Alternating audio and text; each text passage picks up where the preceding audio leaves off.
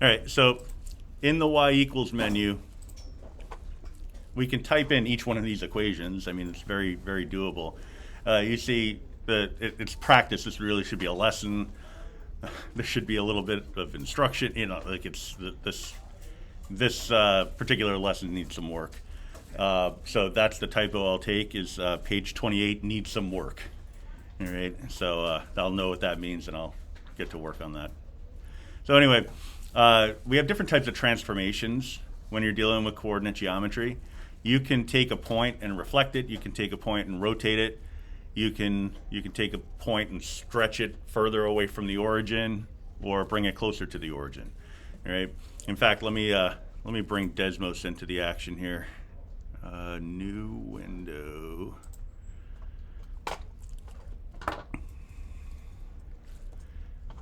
So if I take a single point, let's say, it doesn't even really matter what it is, but I'll say 1, 2. All right. That would be my initial point. I can reflect that point over the x-axis. All right. So take this point and find its counterpart down here. That would be at the coordinates 1, -2. All right. So 1, -2. All right, so that would be a reflection over the x-axis. All right. I could also take that point and flip it over the y-axis. See, it's 2 squares away from the y-axis here. So have it go 2 squares away from the y-axis over here.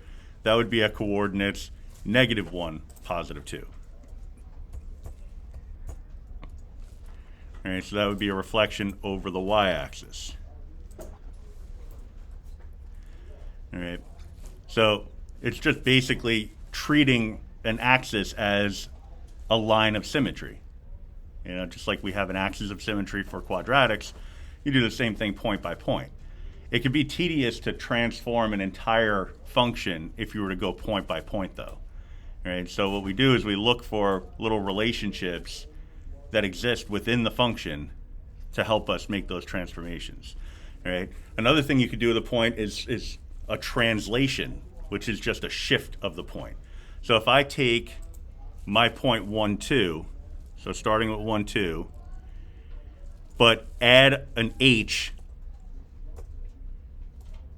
to the 1 and add a k to the 2, make some sliders there, I can now shift that point. Let's say let's say I have no shift, in which case the h and k values are 0. This is where the point would be. But I can modify my h value to allow it to shift to the right or to the left. So if I had an h value of -9, I'm taking my point and shifting it left 9 units. That's why its x value is at -8. It started off at 1, and now it's at -8 because it shifted 9 units to the left. I could also have it go up or down. So let's say I wanted to go up 3 units, I would just make my k value equal to 3. All right. So this was my original point. I don't know why I capitalized that one. Whatever. And this would be my translated point. All right. So we could have reflections, we could have translations, all right? We could shift the point around. We could also stretch or shrink its distance from the origin. So this little, you know, imagine a line segment going from 0, 0 to this point. That line segment represents the distance from the origin to the point. I can change that by creating a multiplier for the coordinate, all right? So if I take 1, 2, so back to 1, 2, and multiply it by some value a. Oh, I can't do it that way. Multiply it by some value a. Doesn't matter what you multiply it by, but you know, like some numerical value. I'm just using a to create a slider here. Then that would give us a dilation. All right. If the a value is equal to 1, then it's still in the same location. But if it's smaller than 1, so getting closer and closer to 0, it gets closer and closer to 0. It's kind of, it should make sense. The number, the a value, is getting closer and closer to 0. The coordinate is getting closer and closer to the origin, represented by the 0. All right? If I make it larger, then it gets further and further away, but still on the same line segment. So if you imagine a line going through this point, the original point and the origin, that dilation would be on the span of that line. Like if that line were to go out forever, then the dilated point would follow that coordinate value. I could actually put that line in real quick. Y equals, it would be a slope of 2 x minus 1 plus 2. Yeah. So I'll just make it a little thinner. Yeah, there you go. So you can see how that dilation is traveling along that line in either direction. All right. So we could have, like I said, we could have a translation. That's a shifting of the point, left, right, up, down. We could flip it over the y-axis, flip it over the x-axis, or we could elongate its distance from the origin or shrink its distance to the origin. All right. Those are all things, that's basic transformations. Right? You'll do a lot with that in geometry, but for now, that's just kind of like a quick precursor.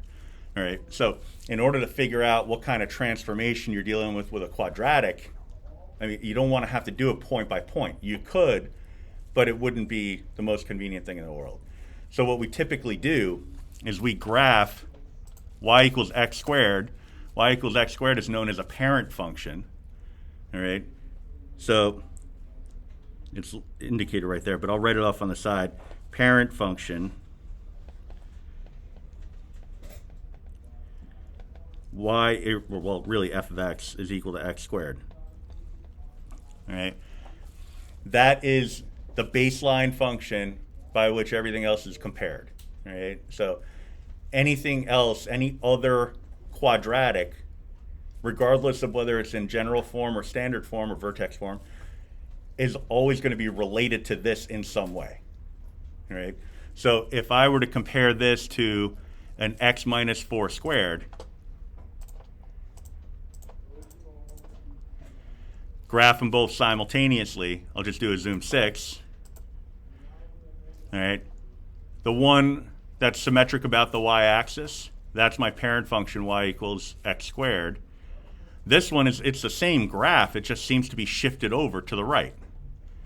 All right, so it's just a question of how many units.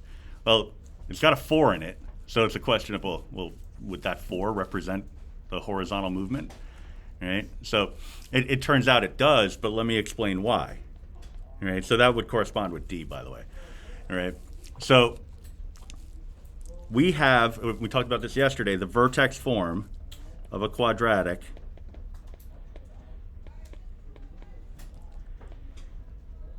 is f of x is equal to a times x minus h squared plus k. All right. The h and k that are built into this formula are the same h and k that I used when I demonstrated a translation. All right. So the h value gives you a horizontal shift.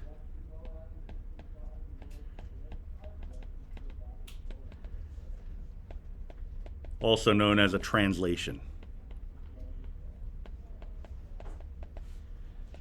All right, the k gives you a vertical shift. Same deal, right? It's still a translation because it's anytime you shift a point, they call it a translation. All right.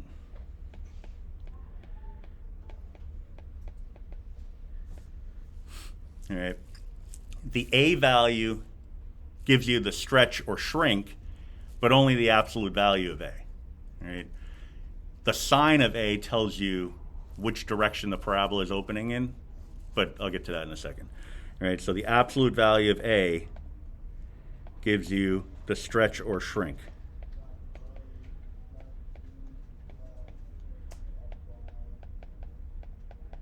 All right. So if the absolute value of A is greater than 1, it's a stretch. If the absolute value of A is between 1 and 0, it's a shrink. All right, so stretch if the absolute value of A is greater than 1, shrink if it's between 1 and 0.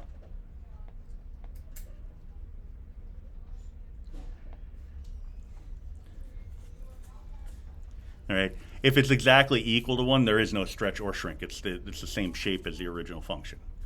All right. So then the only thing that remains would be the concept of a reflection. All right. So we know that if the A value is positive, the parabola opens upwards. If the A value is negative, the parabola opens downwards. That's a reflection. It's a reflection over the x-axis. All right. So a negative A value represents a reflection over the x-axis.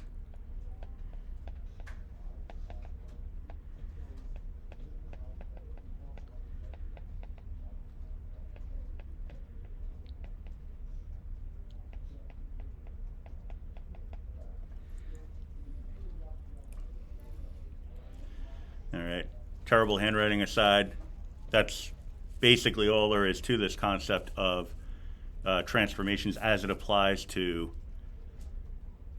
quadratics. There's also another concept, rotations. You could take an object and rotate it around a point, but that's more of a Algebra 2 pre-calc concept because you got to learn more about inverse functions in order to be able to handle that. Right? Like a sideways parabola, it wouldn't be a function because it would fail the vertical line test, but you could still actually graph it. Yeah, what? Excuse me if I'm wrong, but so the vertex form gives you the coordinates, like gives you the vertex. Gives you the vertex, but it also leads to all this other stuff. Yeah. Yeah. And so it's a good point because that vertex for the parent function for y equals x squared is at 0, 0. If you shift the vertex a certain number of points, whether you go left, right, up, or down, you have to shift every other point the same number of units. All right. So based on moving the vertex to a different point, you're shifting every other point in the parabola following that same path or the pattern. All right. So if you can look at any of these equations and, you know, like you could write it or you could just visualize it in its vertex form, you know, it's given in whatever form it's presented in. But if you can look at that and say, okay, this is what it would be in vertex form, then you could figure out what's going on. All right. So the first one, we already did it because we looked at the picture.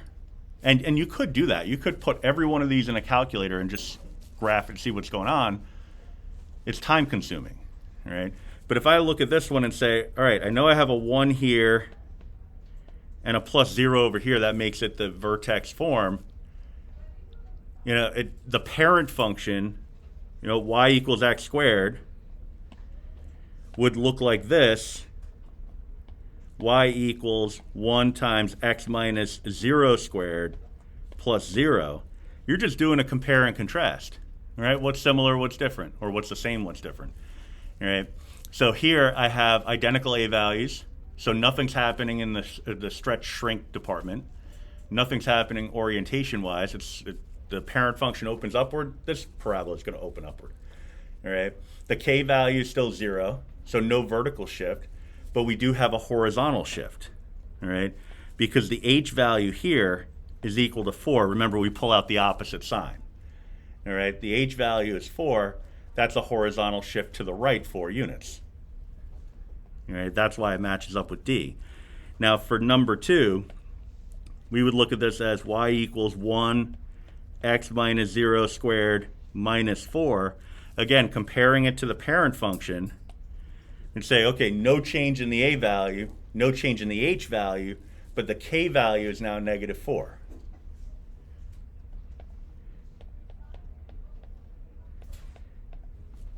All right, the K value talks about a vertical shift. So I'm looking for the option that talks about shifting down 4 units. All right, so shifting down 4 units, J.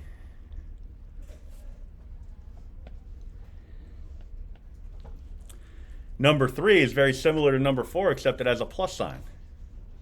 All right, so I could just take my work from here. I mean, ideally, you wouldn't have to write anything for this because you'd say, oh, okay, well, that one has a negative, this one has a positive, so it must be going up as opposed to going down. But this would be a plus sign here, and this minus sign would go away. We're talking about shifting upward 4 units. F.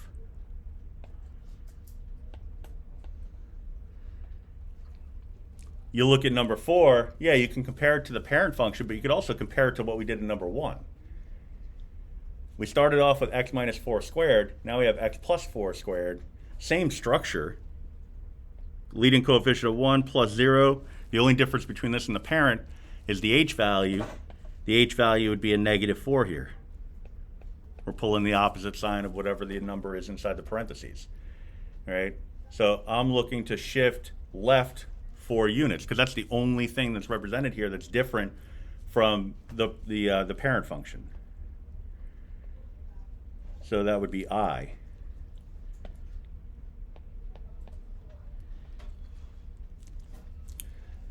Questions like number 5 are kind of challenging in their simplicity because you look at it and say, oh, how can I write this in the vertex form?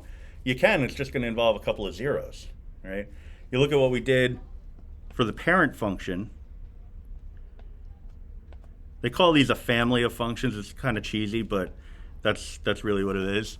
You know, we're saying that they're all related to each other in some way, but they're related to each other by some kind of transformation, all right? So this one would be the same idea, except the h and k values are going to remain 0, so I have no shift. The a value would still be the same absolute value. If I take the absolute value of negative 1, it's still going to be a 1. No change there. But I do have a negative sign, which means that this one is going to be a reflection in the x-axis. All right? And if you're unsure, you know, like hopefully you're sure about a lot of them, but maybe there are 1 or 2 where you're just not sure. Those are the ones that you graph. So here you could see same parabola, except it opens downward instead of upward. All right? So the case of opening in one direction as opposed to the other would be the reflection over the x-axis. So I'm looking for the one that says reflection over the x-axis. That's choice A.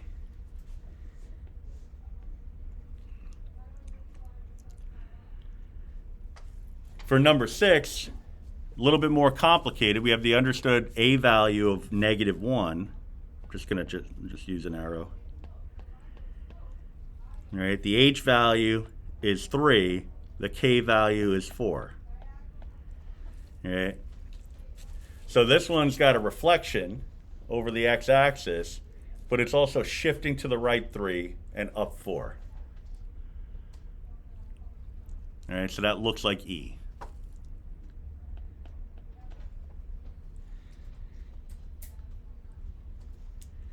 All right. Number 7 is kind of similar in terms of the thought process as number 5. There's a leading coefficient, but everything else is pretty much as is. So that leading coefficient should be a 4. Let me try to resize this a little bit. There we go. And actually, let me copy it again. So this is going to be a 4. So the h and k values are equal to 0, so no change there. No shift whatsoever. The a value, which represents the stretch, you know, it's positive, so it's still going to open upward. Right? So there's no reflection involved. But the a value, the absolute a value, is greater than 1, which means we're looking at a stretch of a factor of 4. All right, so I'm looking for something that says stretch and 4. Stretch vertically by a factor of 4. I didn't even have to change the view because it was right there. All right. For number 8, similar, except the a value is 1/4 now. All right, so that's a case where, again, no shifting whatsoever. But the a value being a fraction, so between 0 and 1, means that we're shrinking. All right, the distance for every point is going to be 1/4 of the parent function. All right. So shrink by a factor of 1/4. That would be choice B.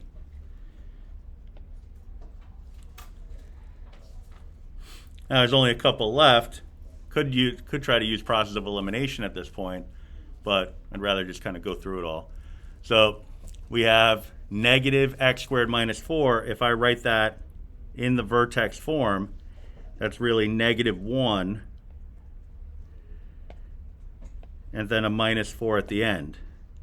All right, there's no parentheses, so there's no h value. All right, so I have a negative a value, which means I have a reflection going on. It's not shifting left or right because the h value is equal to 0. The k value, though, is equal to a -4. So it's a reflection, but it's also getting shifted downward 4 units. All right, so that looks like it's C. And then for number 10, you just tuck the 1 in there, so no change in the A department, but the H value is going to be -4. The K value is going to be a +3. All right. So H, again, is your left and right shift. So we're going left 4 units. K is your up and down shift. So that means we're going up 3 units. That's got to be H. So even if you didn't use process of elimination, you still figure it out. All right. So,